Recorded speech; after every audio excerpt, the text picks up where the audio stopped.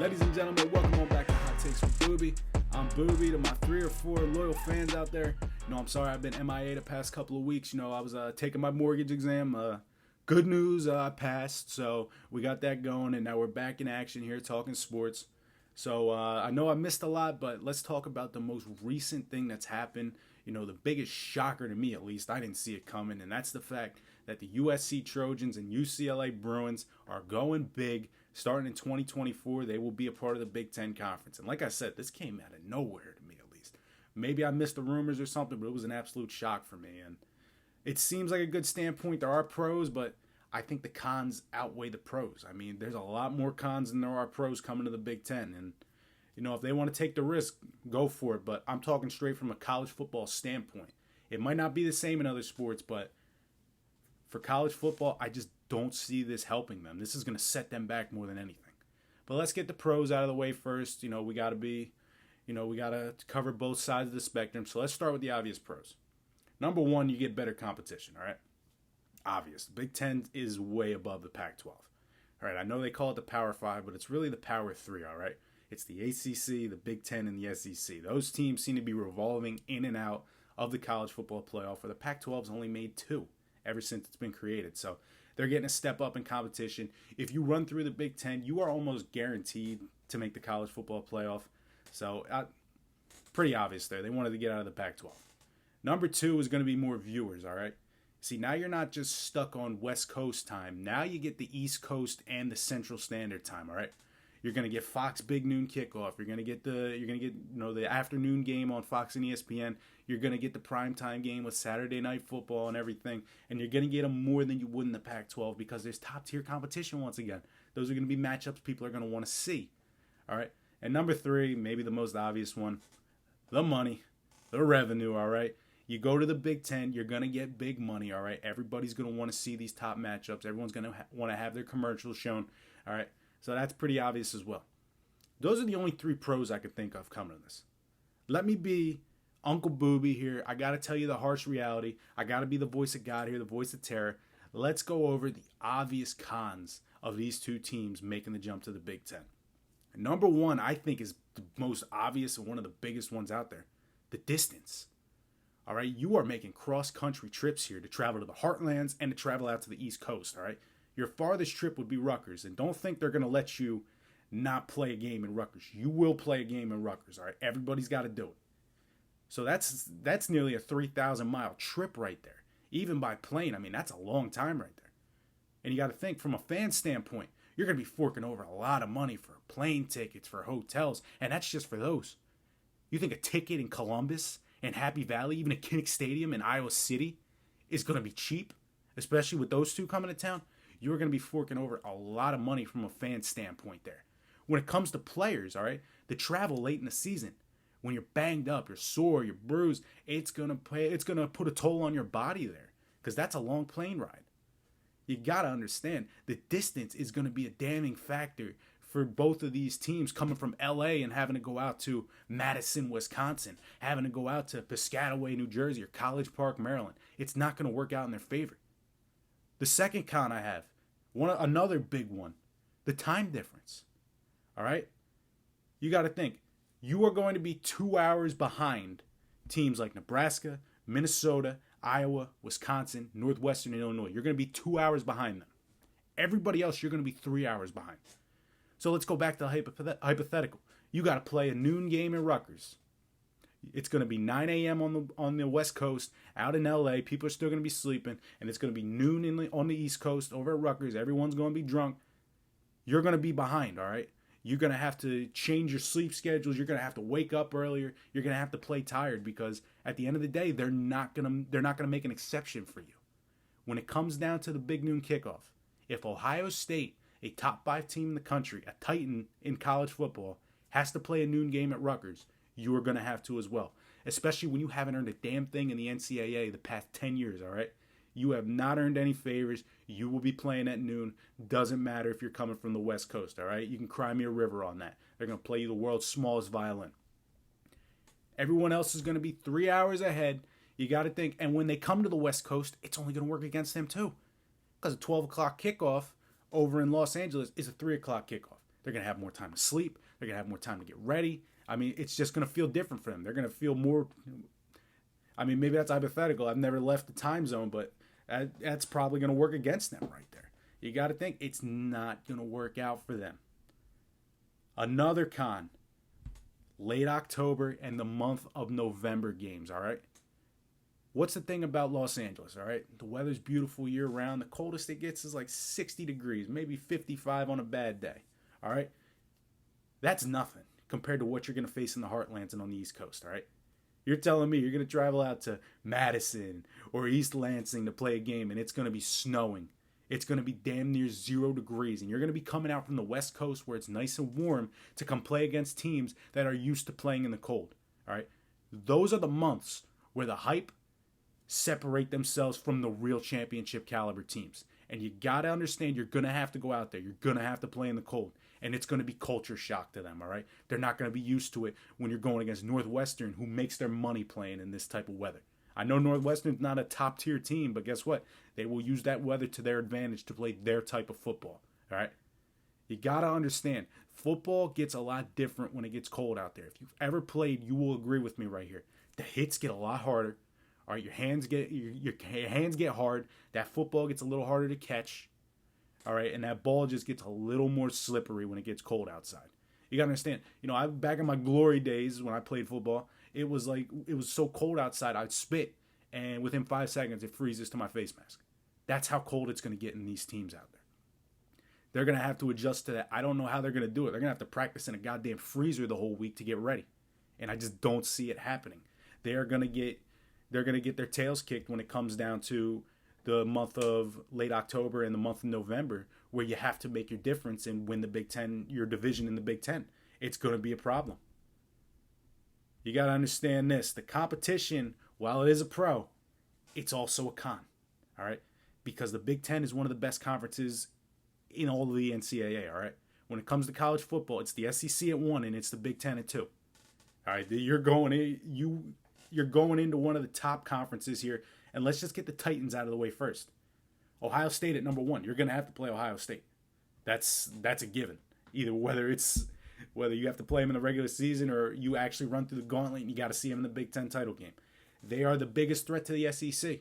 All right? When the SEC is not killing each other, it's usually Ohio State who gets the opportunity to play them. Nobody else really gets the chance to play them. And they're only getting better with these recruiting classes year in and year out and using the NIL deal to their advantage.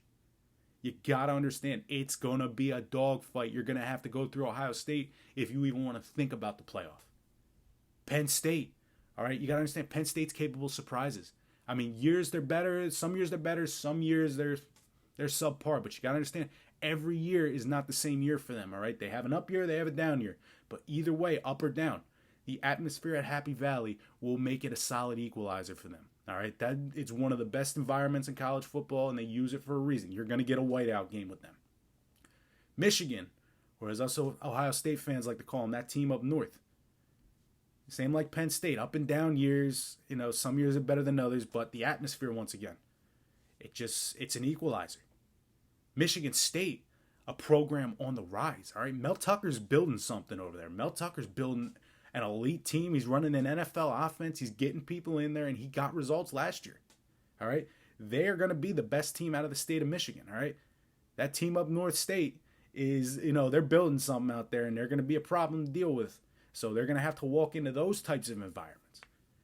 But you got to understand, this isn't the Pac-12, all right? Those are just the Titans. What about the other guys? All right, this isn't the Pac-12, all right, where you can, you're going to beat Colorado, you're going to beat Arizona, Washington, and Cal. Those are 4 wins right there. There are no easy weeks in the Big Ten, all right? Wisconsin, first of all, they're going to hit you with that ground and pound attack. Can you stop it when they're running 23 personnel? Will you be able to stop that? What about Northwestern? Scrappy team. Pat Fitzgerald's got something going there. Nebraska, who seems like they're down and out, but they have a good team. They had a good team last year. They had everybody close. They just couldn't finish. How are you going to be able to beat them? Especially in that undefeated atmosphere out in Nebraska when you got to go to the Sea of Red. Purdue, who seems like all they did last year was pull off upsets and just turn the college football world upside down. They're always going to give you your best. Maryland, I mean, they seem like they're always down and out. They seem like it's a little too big for them, but they always have a surprise waiting for somebody. Maryland, you can't rule out. You can't rule out Rutgers with Greg Schiano bringing back the chopping away motto.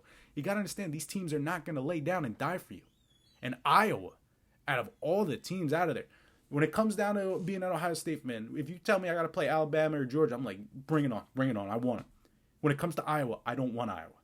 Because all of a sudden, you're in Kinnick Stadium, you think you got a win coming, and all of a sudden, they blitz you out the gate, you're down by 7, you're down by 21, and it's a brutal time because Iowa is going to pound you from start to finish. Ferentz he'll run his offense the way he wants to run it. And I know that sounds a little specific. That's because I still haven't shaken off that big Iowa upset back in the day, so I don't ever want to see Iowa again, man. Just brutal. And it's all fun and games at Kinnick Stadium until it gets loud. All right, USC was 4-8 last year. Since 2012, they've only won one conference title, they've made 2 appearances, and they've only won 1 Rose Bowl. Doesn't seem like a good match. UCLA's even worse. I mean, they were 8-4 last year because they got DTR. But since 2012, they've only appeared in 1 Pac-12 title game. And their last Rose Bowl win and their last Pac-12 title came in 1998. I was born then. It's been 23 years. Brutal time. You think you're going to walk into the Big Ten and try to build a program? Ooh, you've got some explaining to do there because I don't know how that's going to work out. That's a hot take not even I would make. All right? You can't win the Pac-12, so you want to go to the Big Ten. That's like not being able to beat a game on hard mode, so you go on a super hard mode, all right? Not going to work out for you. And the last one's going to have to be recruiting. You got to recruit against Ohio State even more now. I mean, you got to understand, Ohio State's building something. They have a program. They have one of the most undefeated atmospheres, and they have the NIL on their side here. They're using it to their advantage. They're very open about it. The thing about USC is, who wants to go out there? Yeah, it's LA. Yeah, it's beautiful. It's California. You're California dreaming, all right? But what have they done? 1 Rose Bowl, 1 conference title. They barely could compete in the Pac-12. They had trouble beating Oregon. They were getting upset by teams they shouldn't have gotten beat by. And now they want to test their luck in the Big Ten. Yeah, you're getting a step up in competition, but now you got to go against an Ohio State, a Penn State, a Michigan, all those teams who are recruiting well and are starting to use the NIL to their advantage. It's not going to work out for them. It doesn't, because you got to sell. You got to give them money now. You can't just pitch, being out there with superstars and OnlyFans models out in LA. You got to be able to prove you can throw them money. You got to be able to prove you can get them to the NFL. You can get them going on the field, get them to national TV games. You're not going to be able to beat Ohio State, especially the way they're going right now. If anything, you're going to open up California to Ohio State. You're going to have to fight tooth and nail to get the top guy out of there, especially when Ohio State's got their eyes on him. They're going to drag them out of your home state. They're going to come in your backyard and tear them out of there. And honestly, when it comes down to the atmosphere of these 2 stadiums, let me know the last time you've seen a USC or UCLA game sold out. They never sell out, even when their teams have been good. All right, they never sell out the Rose Bowl. They never sell out the Coliseum. They just never sell them out. It's like Miami. You have good teams, but guess what? The stadium's half filled. I mean, that's not an atmosphere that can come into a conference like this. You are not going to be scary when Ohio State comes in and all of a sudden you're down 28-0. I understand they got Lincoln Riley, who ran from the SEC just to get thrown into the Big Ten, all right? That's a pretty terrible trade-off right there. Caleb Williams isn't going to be there when they make the jump. DTR isn't going to be there when they make the jump. They're going to have to be starting from scratch, and they're going to have to really put an emphasis on recruiting because guess what? It's going to be a brutal time, all right? Nebraska had their, they came in with a good stride, all right? They were having 9-win seasons, going to Big Ten titles, but they fired a 9-win coach, and now look at them. Rutgers, it was ill-advised, but they wanted the money, and you look and see how it's going for them right now. Maryland, they have on and off years. They might be getting their stride in there. It's hard to see, but they really haven't done anything there either. And I understand you guys think you're still a top-tier team in college football when you haven't been good since Reggie Bush. And even farther away ago for UCLA, man.